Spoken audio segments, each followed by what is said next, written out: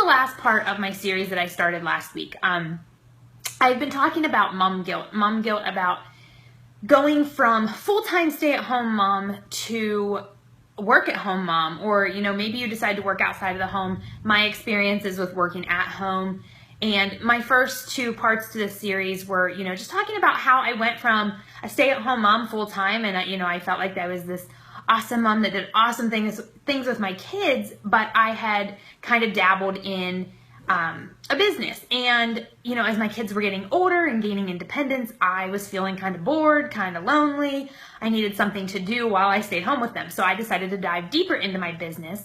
And if you want to see those, they are on my blog and posted to my pages. But today, this is the most exciting part of this whole series for me, because I think as mothers, we have all done this in the past or currently are going through this.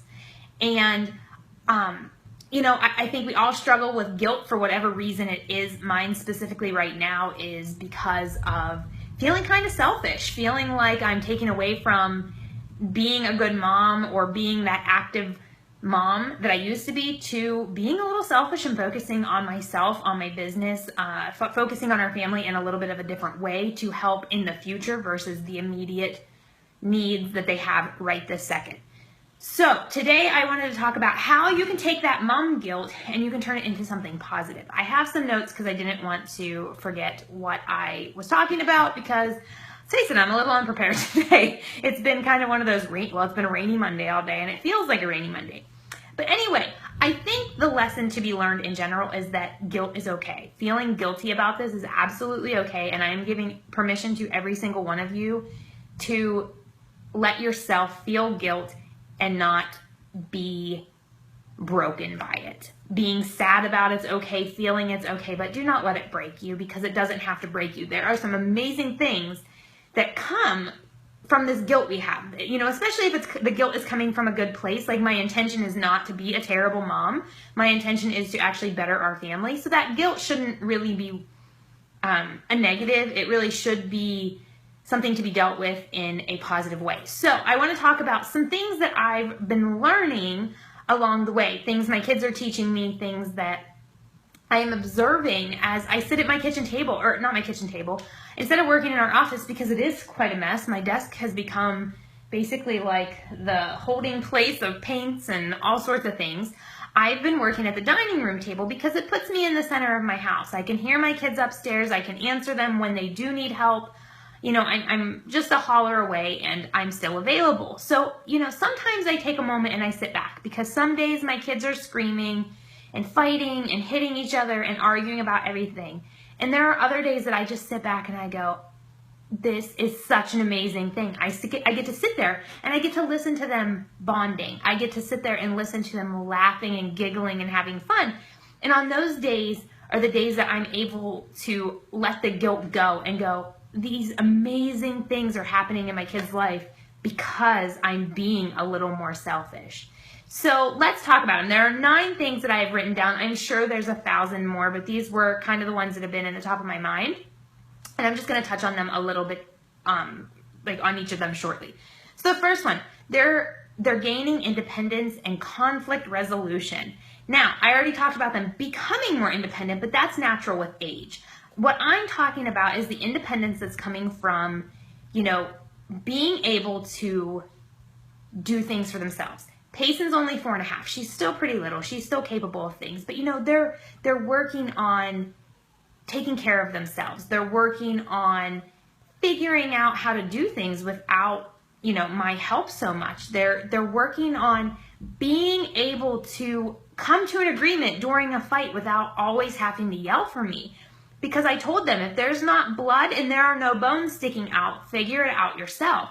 And within this, they are learning to problem solve and have conflict resolution, which is a great tool to have and a great ability to have in life. So that's one of the best things, is I'm just watching them grow up, and I'm watching them do it in a safe environment where I'm still there to assist when they need it, but I can slowly back away and watch them develop into these individual human beings that are capable of making decisions and becoming independent and solving conflicts that they have with each other and with their friends when they come play.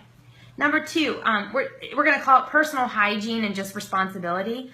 You know, I still check my girls' teeth after they brush them because I don't want them to have cavities, but you know, they're learning to care for themselves better. They're learning to put makeup on. That is one thing they've kind of taken to, is that since I'm not paying attention, they go upstairs and they put makeup on and come down with bright blue eyeshadow. But I'm fine with that. I think that's great. I think it's a great learning tool. You know, they are learning to brush their hair, take care of their hair, do their hair. They're learning to brush their teeth. You know, Payson's working on continuing to learn like how to wipe herself after going to the bathroom, and Raylan, of course, can do that just fine. But they're just learning to take responsibility for things. When they need something, they're learning to be responsible for that without relying on me so heavily. Number 3, they're learning patience. And you know, I know all you moms are out there going, man, my kids like have no patience when it comes to needing something from me or you as a mother. And my kids are learning to have patience because I refuse to be at their beck and call anymore.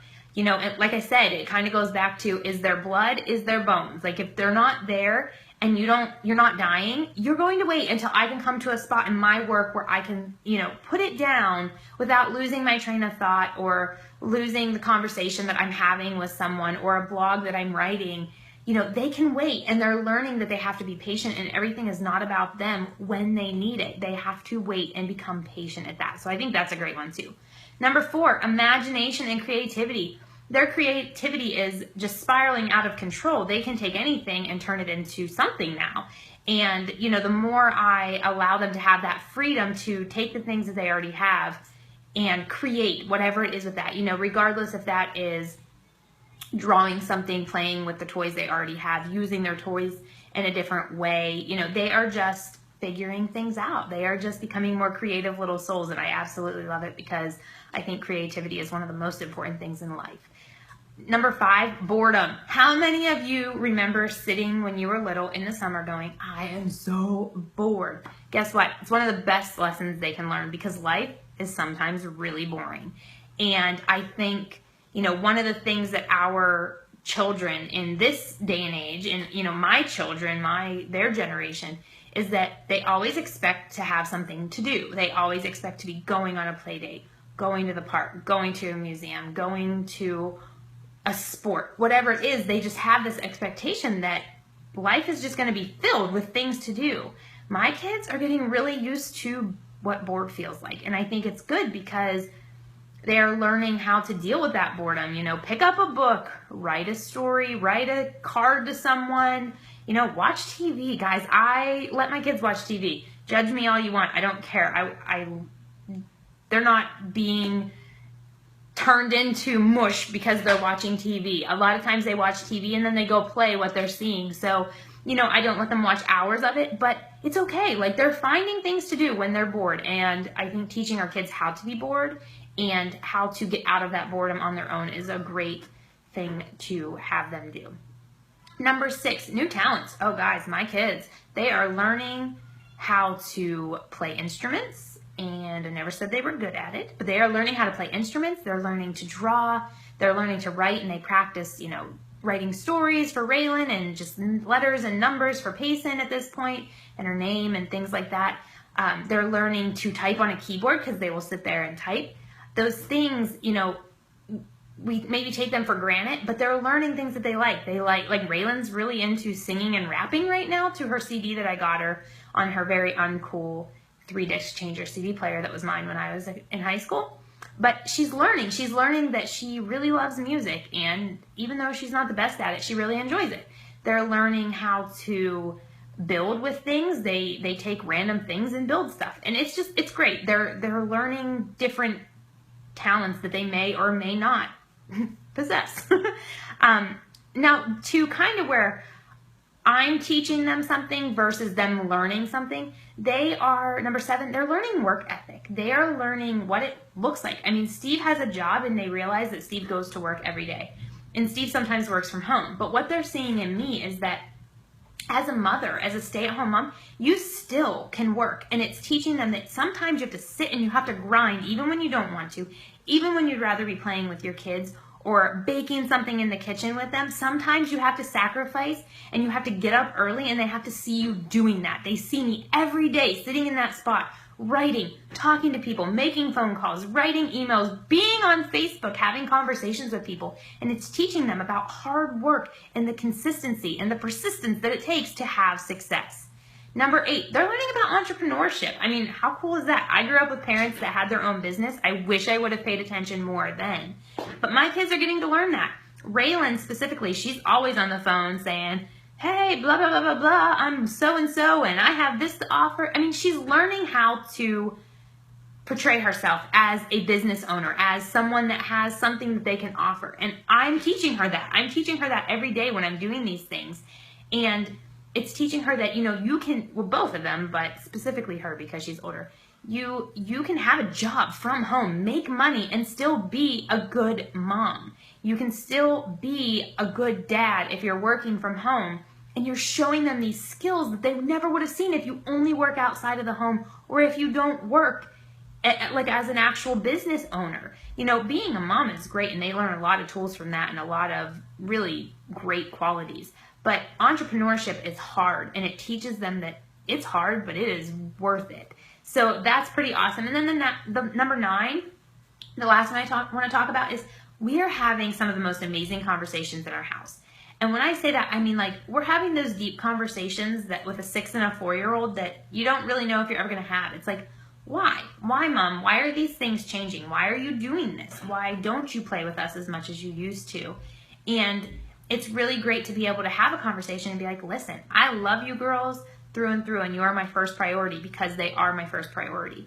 But, you know, I'm doing this so that when you guys are both in school, I can already have this business built up, and then I can just go as hard as I possibly can to make the rest of our life better. So I can help financially, so that I can help support us and make our life what our dream is for it. And, you know, we have a lot of those conversations, and maybe they don't understand it all. They might, I don't know. But we do get to have these conversations. We get to have these conversations about why, you know, some of the fears I have as an entrepreneur and a business owner, and some of the struggles that I have. We get to talk about those things at a pretty young age. And Steve and I have been firm believers our whole life of talking to kids like they're adults, because they're so much more capable of things and learning things than we ever give them credit for. So the conversations are phenomenal, and we're super excited that we get to have those with them. But really what it boils down to, guys, is mom guilt's normal. It really is normal, and it's okay. And you can feel those feelings of guilt, and you can feel that sadness, and it's perfectly normal, and it's okay. But I'm giving you permission to not let that guilt ruin your dreams for yourself and for your family. Your kids are not going to sit there when they're older and be like, man, Mom ignored us. Mom didn't care about us because she decided to get a job. You know what your kids are going to do? They're going to go, man, Mom was there all the time. Like, if I needed a snack, she was on it. Because you still are there to help them with the snack. You're still there to tie their shoe or kiss their boo-boos, and they will remember that. And then when they're grown, at the age that we are, and they have their own babies, they're going to be like, man, my mom was a freaking powerhouse. Like, she sat there and she worked it out every single day while she took care of us. And man, is that inspiring. Don't you want your kids to remember you for that? Like, don't you want them to remember you of how amazing and awesome you truly are?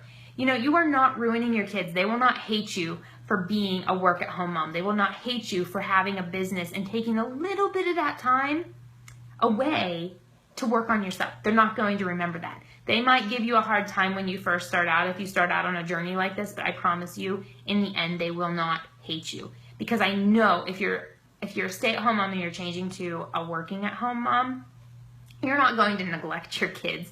You're not going to just let them fend for themselves and never talk to them and never help them with anything or do a craft. That's not how it works as a stay-at-home mom. You know how long it takes me to watch a video that's an hour long? It's like a 5-hour video because it takes me that long in between breaks to get through it. That's why sometimes I say I'm going to go live and I can't, because my family comes first. My business is so important and I'll get to it. But if my kids have a need, especially with like Payson, who has, you know, issues like with, I can't predict when she's going to be in pain or when she's going to have a headache or need me more. And the best part about being a work-at-home mom is I have that flexibility. But I know for a fact that your kids will not hate you. They will not hold a grudge against you for making yourself better. It might take time, but in the end, they're going to look back and be like, man, my mom did it all. She was amazing. She was able to work. She was able to be a great mom to me. And I'm just so thankful that I got to grow up and have her as a mom. And I promise you that that's the end result. So this whole series, do your kids, do it in the way that makes you happy and your family work. One thing I always said is my family comes first. So my business will get put on the back burner when things go bad. But I also have a job, so I have to keep that in mind. But that was what it was like when we went into this, and that's the way it will stay. So my kids do come first, but I have to take this list that I gave you and I have to go, they are gaining so much from me having this guilt by taking time for myself that it's so worth it in the end. So I hope you guys have enjoyed this. If you like it, feel free to share it. If you have questions, comment or send me a message, and I'd love to chat with you about it. And if you need some advice, you need some encouragement from one mom to another, I would love to have a conversation with you. So thank you guys for joining me, and I hope you enjoyed. Have a good night.